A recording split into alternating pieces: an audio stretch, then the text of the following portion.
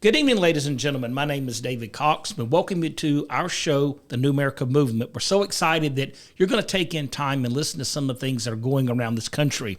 We're going to show this evening, it's going to talk about the transgender community. Now, let me start off by saying we're not anti-transgender. This is a choice that you decide, and if that's what you want, that's your choice. It's America, Republic. You can do what you want to do.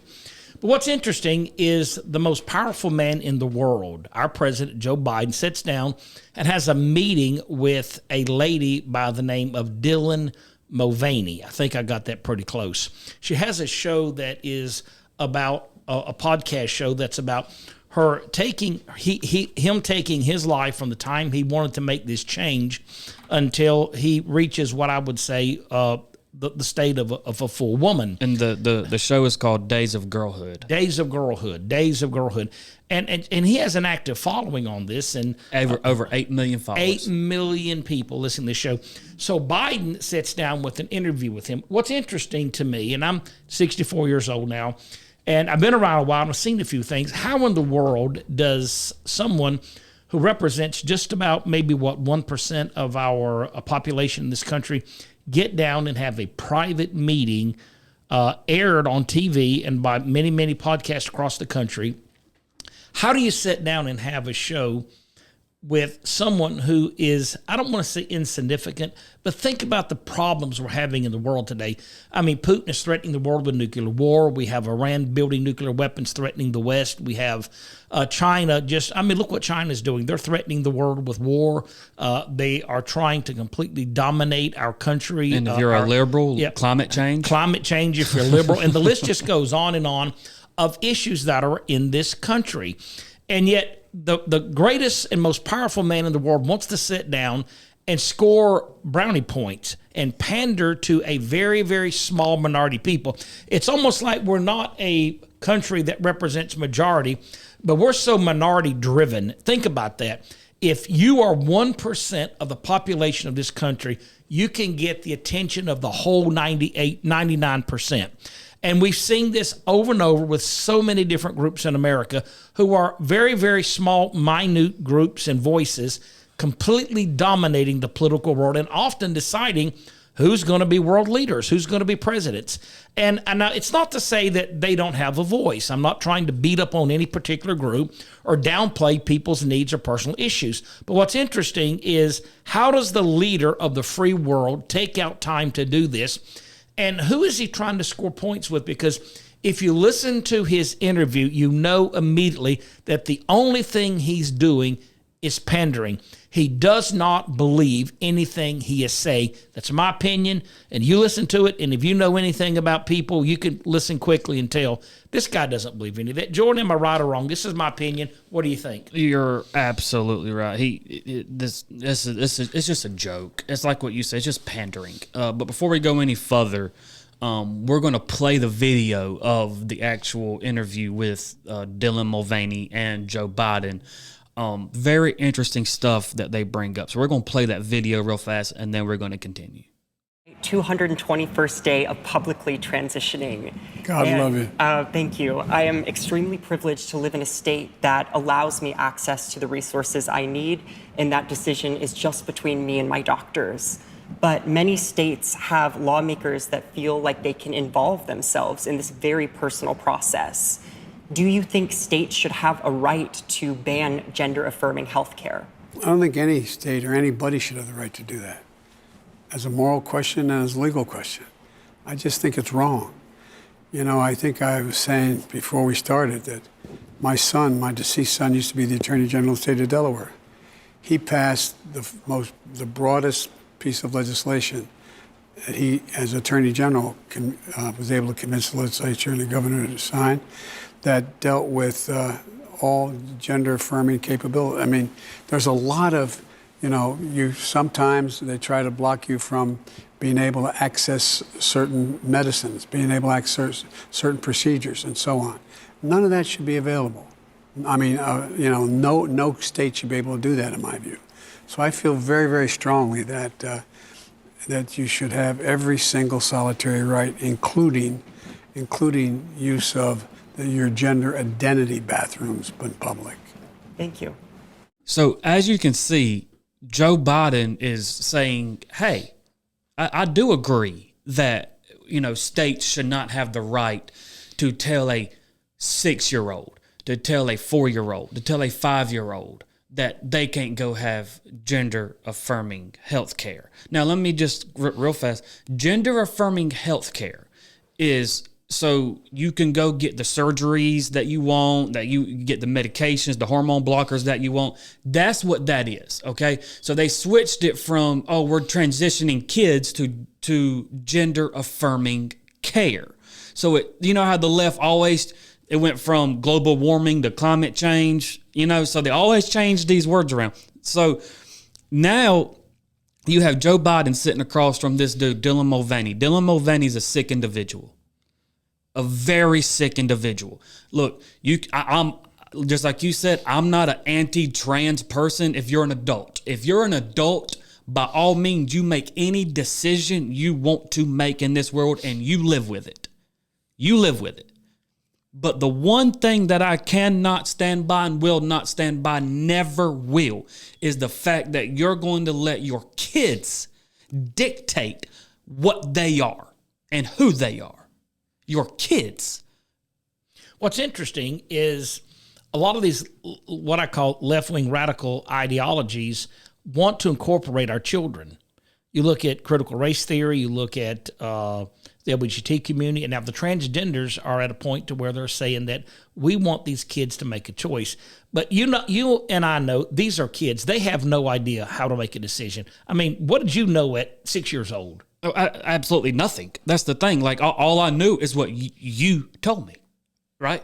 That's all I knew. But Dylan Mulvaney, the reason I say he's a sick individual is because he starts off, he was a Broadway singer. Not no like big name, crazy Broadway singer, but he was a Broadway singer. And he makes this show up called Days of Girlhood. And he goes from like a little girl on up to a woman. And so he, as you saw in the video, he says, this is my 221st day of being a woman. And it's just like, how far are we going to be this dumb? Anyway, okay, so he goes on, this dude on TikTok, and talks about how people, he's wearing these tight little shorts, and he's like, I'm walking down the street, and people just kept looking at my what they call it, it was like Barbie something, talking about a crotch. She's like, everybody's going right here looking at my crotch. Oh my God. Why are they looking at my crotch? She goes, then I realized. He said, I realized.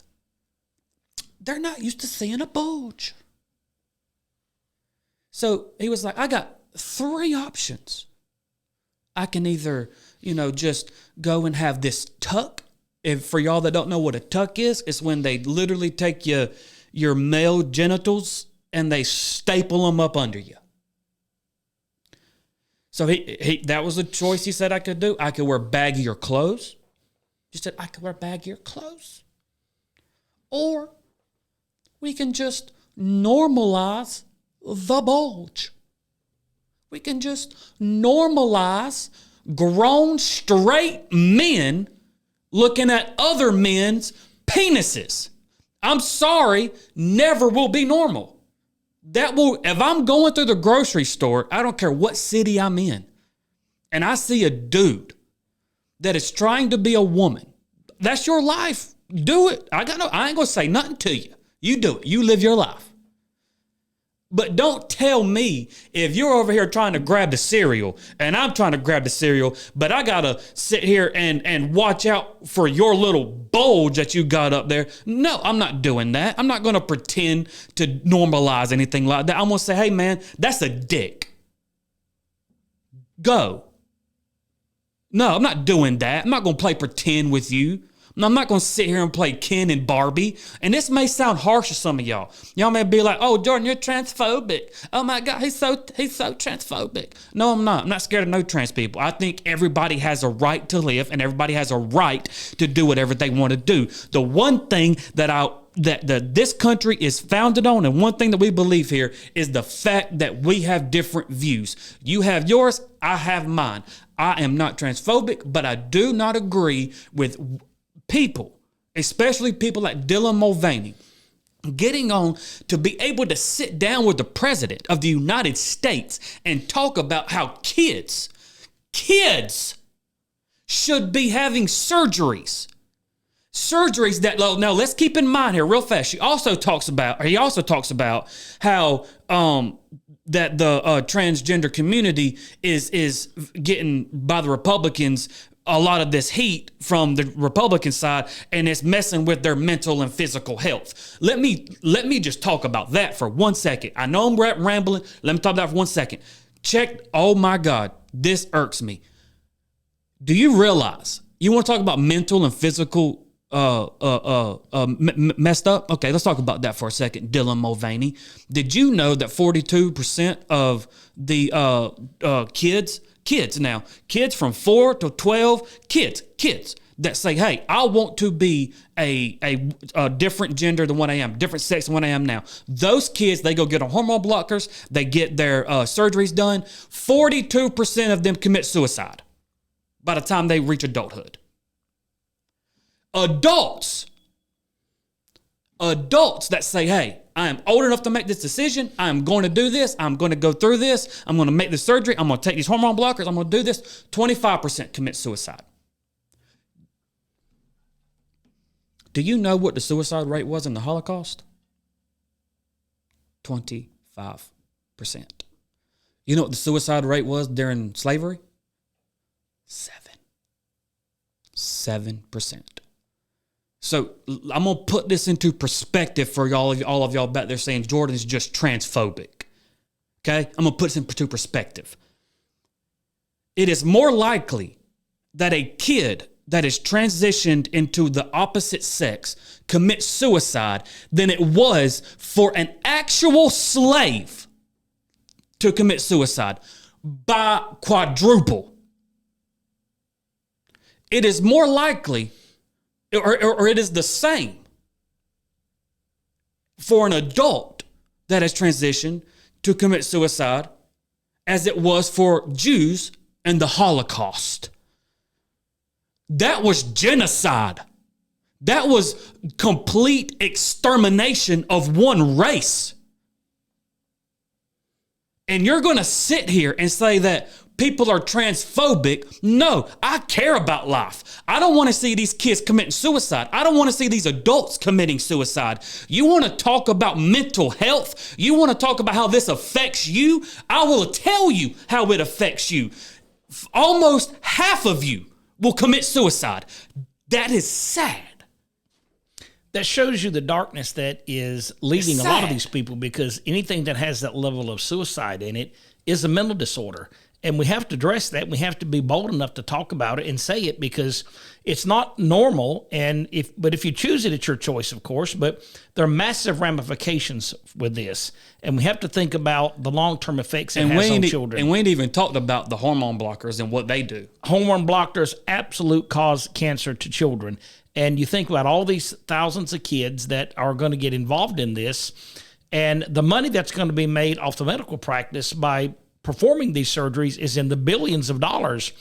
Folks, we have to wake up in this country and realize that your vote counts, your voice counts. You have to stand up and say to people, look, I'm not transphobic, but there's certain things I'm not going to let happen to children. And there's certain things we need to be aware of. If we're going to talk about hormone blockers, let's bring in the fact that it does cause cancer. Let's talk about the mental effect it has on all of these children, and children that see this, that are normal or that may appear to be different.